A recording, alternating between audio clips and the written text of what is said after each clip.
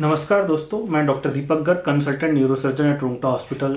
आज हम आपके साथ शेयर करेंगे कि लकवा क्या होता है और लकवा यानी ब्रेन स्ट्रोक इसके क्या क्या लक्षण हो सकते हैं और इसके लिए आप किससे संपर्क करें और इनकी आपके वहाँ पे जाने पर क्या क्या आपका प्रोसीजर हो सकता है, क्या क्या आपके टेस्ट कराए जा सकते हैं और इसका इलाज कैसे किया जाता है, इसके बारे में हम विस्तृत से जानकारी आपको देंगे।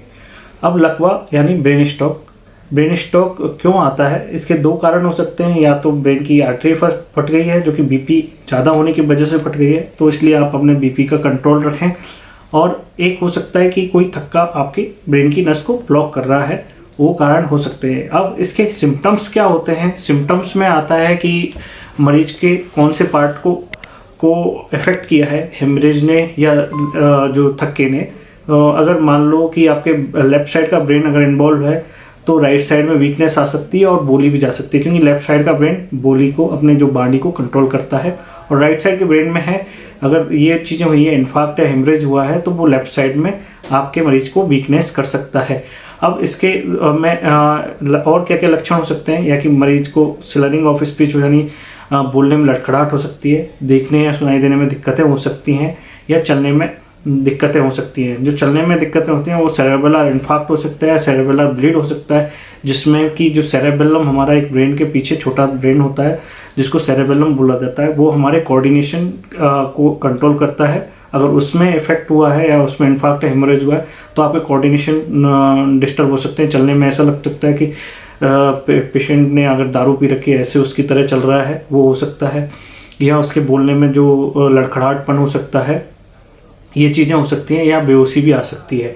अब जो ब्रेन हेमरेज है उसके क्या कारण होते हैं वो आपको बता दिया कि बीपी अगर ज़्यादा है, बीपी अनकंट्रोल्ड है, तो बीपी अगर बढ़ने की वजह से ब्रेन की नसें जो पतली होती हैं वो फट जाती हैं, जो कि मोस्ट कॉमनली सबसे ज़्यादा कैप्सुलो गैंग्लियोनिक रीजन होता है, उसके अंदर फट सकती हैं, या सेरेबेलम के अंदर फट सकती हैं। अब दूसरा जो लकवे का कारण होता है वो ब्रेन में इन्फार्क्ट होना। इन्फार्क्ट के कारण हो सकते हैं कि आपके दिल की बीमारी हो सकती है, जैसे दिल के अंदर कोई बाल्व खराब है या दिल के अंदर छेद है, जो वहाँ से एक थक्का बनता रहता है, तो वो थक्का वहाँ से उठ के और खून की नस के द्वारा, जो कैरोटिड आर्टरी है उसके द्वारा ब्रेन में जा सकता है और वहाँ पे ब्लॉकेज कर सकता है। और इसके कारण यहाँ पे होते हैं कैरोटिड आर्टरी के अंदर भी स्टीनोसिस, यानी जो यहाँ पे कैरोटिड आर्टरी होती है अपनी, यहाँ पे जो इनका जो ब्रांचिंग होती है, वहाँ पे भी कभी कभी क्या होता है कि नस सिकुड़ जाती है ये। अब इसमें खून की सप्लाई जब कम होती है तो यहाँ पे थक्के बनना चालू हो जाते हैं, तो वो थक्का भी उसके। इसलिए अब इन चीज़ों की जानकारी के लिए आपके मरीज का ब्रेन में अगर स्ट्रोक है, जैसे ब्रेन हेमरेज है या इन्फार्क्ट है, इसका पता लगाने के लिए सबसे पहले आप अपने किसी डॉक्टर या न्यूरोलॉजिस्ट या न्यूरोसर्जन के पास जाएं। वो आपके मरीज का सिटी स्कैन कराएंगे, और सिटी स्कैन में ये सबसे पहले सिटी स्कैन इसलिए कराया जाता है कि ये पता लगाने के लिए कि ये हेमरेज की वजह से हुआ, ब्लीडिंग की वजह से हुआ, या थक्का जमने की वजह से हुआ। एक इंजेक्शन दिया जाता है जिसको कि आर्टीपेज बोलते हैं, और आर्टीपेज क्या करता है कि थ्रोम्बोलाइसिस करता है, इस थक्के को गलाने का काम करता है, जिससे कि थक्का गल जाता है और फिर इससे मरीज के सिम्टम्स में इम्प्रूवमेंट आ जाता है, लक्षणों में इम्प्रूवमेंट आ जाता है, और वो लंबे टाइम तक इनकी जो वीकनेस रहनी थी या जो कमजोरी रहनी थी वो इम्प्रूवमेंट हो जाती है, वो लंबे टाइम तक नहीं रहती और जल्दी ही लाभ हो जाता है। तो आपको सबसे पहले ये है कि आपके अगर मरीज को लकवा है, यानी कि अगर आपके मरीज को लकवा है तो आप तुरंत ही उसको हॉस्पिटल लेके जाएं, जिससे कि उनकी उनका सिटी स्कैन हो सके, जिससे पता लगाया जा सके कि ब्रेन हेमरेज की वजह से हुआ है या थक्का जमने की वजह से हुआ है। अगर थक्का जमने की वजह से हुआ है तो उनके यहाँ पे इंजेक्शन लगाया जा सकता है, जिससे कि आपके मरीज को तुरंत लाभ मिले। नहीं तो अगर आप सही समय पर नहीं ले जाते हैं, मान लो आपका मरीज 3.5 घंटे 4 घंटे लेट हो गया है, तो उस टाइम वो इंजेक्शन नहीं दिया जा सकता, जिससे कि वो नहीं।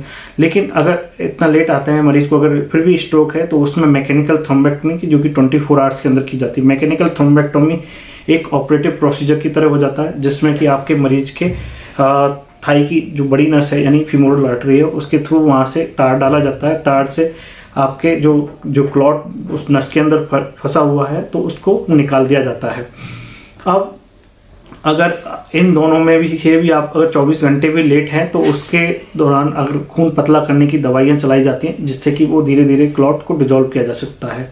ब्रेन हेमरेज और स्ट्रोक दोनों में, लकवे में मतलब जो इन्फार्क्ट हुआ है उन दोनों में एक समानता होती है कि ये इसमें अगर ये ज़्यादा बड़े होते हैं तो ब्रेन में प्रेशर कर सकते हैं और उससे ब्रेन के अंदर प्रेशर बढ़ जाता है। तो इस दोनों ही स्थिति में अगर जो इन्फार्क्ट के अंदर तो एडिमा बढ़ती है, ब्रेन हेमरेज के अंदर ब्रेन जो खून का थक्का है वो कंप्रेस कर रहा होता है। दोनों स्थितियों में ऑपरेशन करने की अगर ज़रूरत पड़ती है कि बहुत ज़्यादा मिड लाइन शिफ्ट है तो उसमें ऑपरेशन किया जाता है जिसमें हड्डी हटाई जाती है। अगर एडिमा है तो हड्डी हटाई जाती है। अगर हेमरेज है तो उसमें हेमरेज को निकाल भी दिया जाता है और वहाँ पे आपके ब्लीडिंग को रोका जाता है। और इसके बाद मरीज को अगर बहुत बार की ज़रूरत होती है कि टाइम के साथ में अगर वेंटिलेटर या ऑक्सीजन की ज़रूरत होती है तो उस पर रखा जाता है। उसके बाद इनको धीरे धीरे, और जो लकवा होता है उसको 3 से 4 महीने या 6 महीने तक टाइम लगता है जिसमें कि इम्प्रूवमेंट धीरे धीरे मरीजों में इम्प्रूवमेंट आ जाता है। बस आपको एक चीज़ याद रखनी है कि आपको अपने अगर मरीज को, आपके मरीज किसी भी जानकार या आसपास किसी मरीज को अगर ये लकवा आया है तो आप तुरंत ही अस्पताल लेके जाएं जिससे कि इनके मरीज का CT स्कैन हो सके, या जो उनकी अगर जो नसों में कुछ दिक्कत है तो उसके लिए CT एंजियो कराई जाती है। अगर इनमें ऐसा लगता है नहीं कुछ और भी दिक्कत है तो MRI ब्रेन की भी ज़रूरत पड़ सकती है, वो कराई जाती है। हार्ट के बाल्व की जांच के लिए 2D को कराई जा सकती है। अब गर्दन की नसों के लिए भी CT एंजियो नेक भी किया जाता है। और इनको तुरंत अपने टाइमली, इसलिए आपको बहुत ज़रूरी होता है कि इसमें मरीज़ टाइमली आए। 3 से 3.5 घंटे, जो पहले 3 से 3.5 घंटे होते हैं लकवे के, वो गोल्डन आवर्स बोल सकते हैं। उनके अंदर अगर मरीज आता है तो उसको थ्रोम्बोलाइसिस की अगर ज़रूरत होती है तो थ्रोम्बोलाइसिस दी जा सकती है, नहीं तो फिर मरीज को मैकेनिकल थ्रोम्बेक्टमी का प्लान करना पड़ता है। धन्यवाद दोस्तों, आपको ये वीडियो अच्छा लगा होगा। अगर आपको ये वीडियो अच्छा लगा है तो लाइक एंड सब्सक्राइब करें, और हमसे जुड़ने के लिए या हमसे संपर्क बनाने के लिए आप नीचे दिए गए नंबर पे आप संपर्क कर सकते हैं, या अपॉइंटमेंट लेना है तो नीचे दिए गए नंबर पे आप अपॉइंटमेंट के लिए आप कॉल कर सकते हैं। धन्यवाद।